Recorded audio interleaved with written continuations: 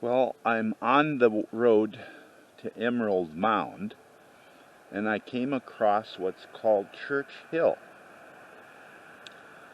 And it's a very quaint little area. Here's a Wagner's Grocery. Of course, it's no longer in operation. But when there was a little community here, I'm sure it was used and frequented quite often. And then this is a Presbyterian church. It is the oldest established church in Mississippi, and it dates to 1790. Now I'm going to go up there and read a little bit more about it. So that guy in that truck just stopped and told me that this building where the grocery store used to be was built in 1837, and the church is not as old. So 1878, he said. We'll see. I got the date wrong. It's 1828, so it's older than the grocery store.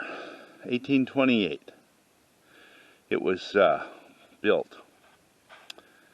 And so we have some pretty old gravestones. But let me walk around this. So the area from Natchez up to Vicksburg, that's a distance about 100 miles, is just solid woods. Once you get out of a populated area, it's just dense woods. And in 2019, they put a new cross on top of the church. The original one was made out of wood, and it had simply deteriorated. And so they put a stone one up there. You can see it a little bit. I'll get better. I'm just showing you some of the graves. This is a unique one here. Can't read it though. And so it's still being used. It's just not sitting here falling apart. It's kind of it's a gray, misty day. So the people that founded this church came from Maryland.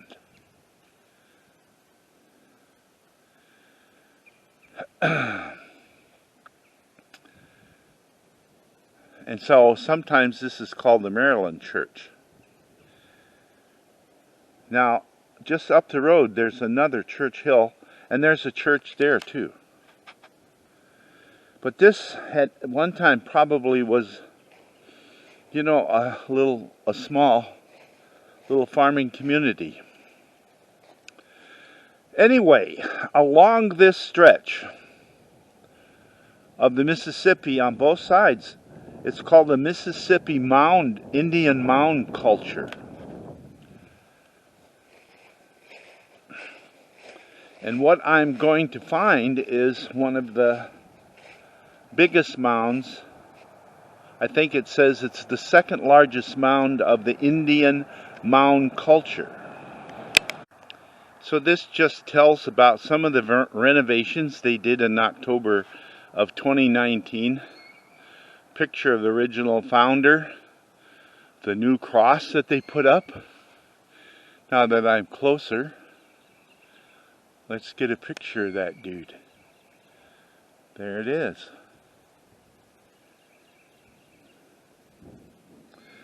Okay, so I am so pissed because I drove right by the Emerald Mound. The reason I missed it was because the power line company had all their trucks, and it had to block the sign.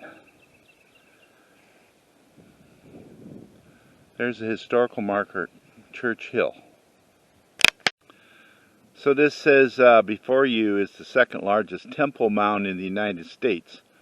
Only Monk's Mound in Cahokia, Illinois is larger. Cahokia is near St. Louis.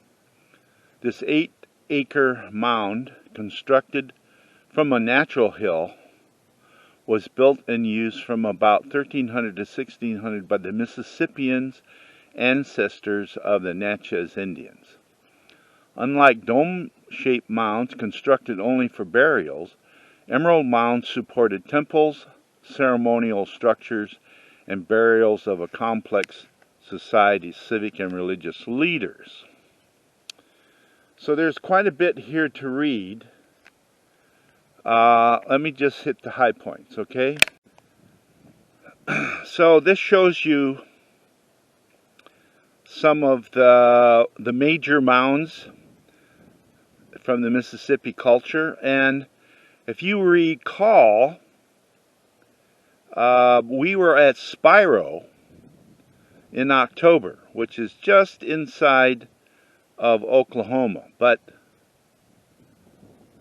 is near the Arkansas River.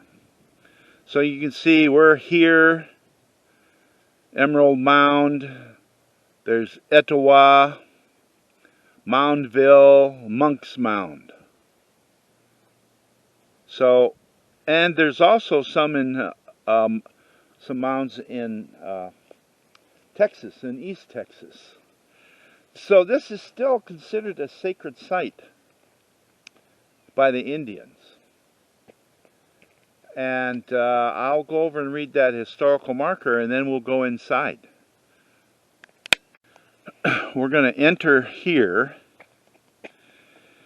and this, remember, this thing was built into the side of a hill, and then they added to it. And it's even higher than what you're seeing here.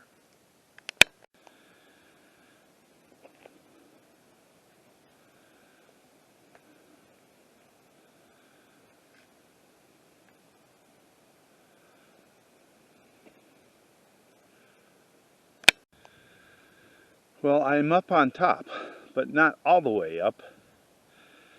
As you can see, there's another little mound here.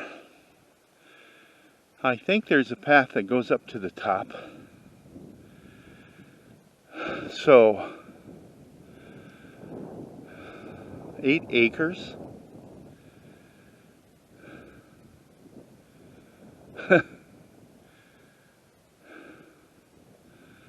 Maybe. Well, National Park Service says it is. So there's another 30 foot, this hill is another 30 foot above me. But you get an idea of what they think it looked like. So archaeologists excavated this in '49. And it was constructed in several stages, beginning with the natural hilltop. Indians gradually transformed the hill into a flat-top pyramid.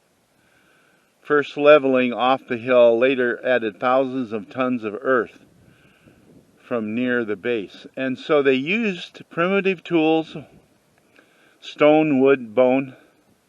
They loaded the dirt up into baskets, and one person at a time carried them up here.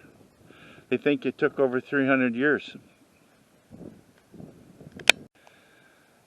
They ask us to stay off the slopes of this mound, and you can see from erosion why they want that. So we won't go up there. See, the sides are pretty steep. And the Mississippi is out there. I don't know how far away. This mound, by the way, is about 10 to 12 miles north, which would be up the Mississippi from the Grand Indian Village in Natchez. And then yesterday, you know, there was another small settlement called, what was that called? Forgot. So anyway, we're going to walk around, give Georgie a little break, being tied up and what have you, and I'll catch you up later. I'm pretty sure the top of this area is not 8 acres, but probably, if you take into consideration the whole area that's mowed, which would be part of this mound. I don't know where the nearest water would be.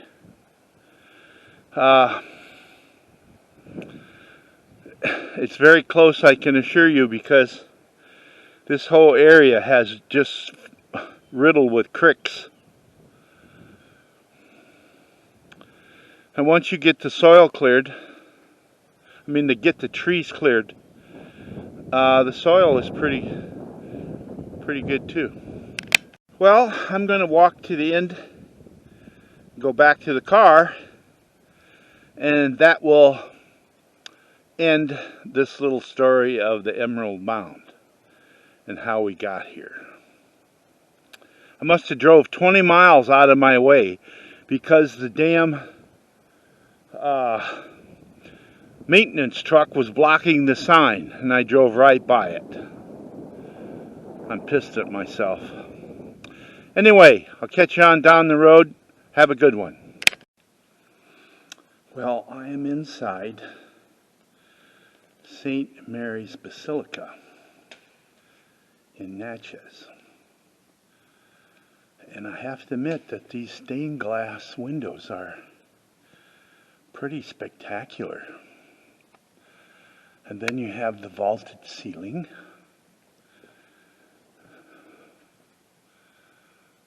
You know, it's modeled on a European church.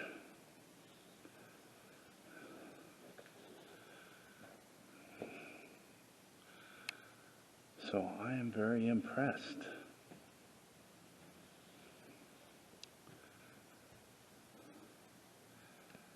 And then it's got a nice nativity scene off to one side. Can you see it there? Yes.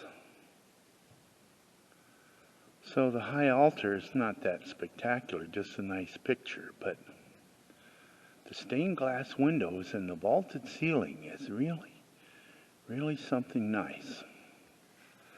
And it's very nice looking on the outside as well. I couldn't do it justice, but here's a picture of it so you have an idea what it looks like from the outside. I'm too close. So we're in the area called Natchez under the Hill. And this is the original port where they unloaded and loaded up all kinds of commodities. And after the railroad and the steam engine, then it was cotton. This building right here is called the camp. And now it's a restaurant bar. It's been here early 1800s, and it's been everything you can think of, from a house of prostitution to a warehouse to offices. And so we have several neat places here that you can go in and imbibe or have some food. And then this is the mighty Mississippi. And you could probably develop it even more than it has been. And then down there in the distance is the Natchez Casino.